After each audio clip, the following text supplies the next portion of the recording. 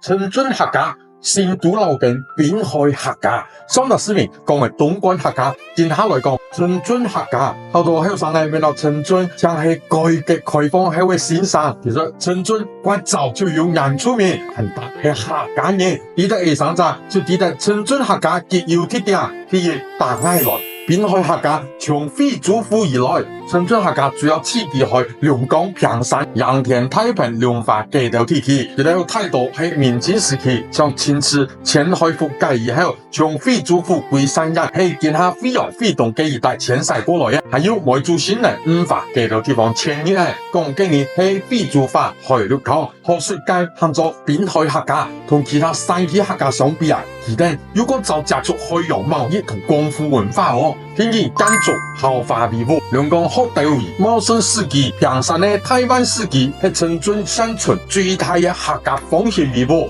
強壯到達四個條例，內容一詞之堂嘅價位威武啊，佢就同美食鋪頭差唔多按太古哦。特別指出，價位部分威武用咩海洋裝飾，將條灰塑、彩色玻璃，反映前面一個客家人落能用做到有錢財務卡做嘅經歷，本來呢係保存有關完後嘅客家交流權咯。第三，太平所生準了客家嘅特殊樣本，太平所生係民風無間呢，主權嘅後台，講嘅係太平話，係專業分下客家加一二加文化大齊。而土地係軍事客家，而唔係農耕嘅客家人咯，而係為所捐富嘅後台，數開放600人。先生係唔同意我哋呢啲客家嘅認同。第四，都市客家嘅團隊同重生，陳俊客家經過200太嘅衝擊，改革開放時期，老木本冊係後生嘅改講拍法普通話，過為多數人咯，通過客家文化節、民俗節、沙溪祠堂嘅重修。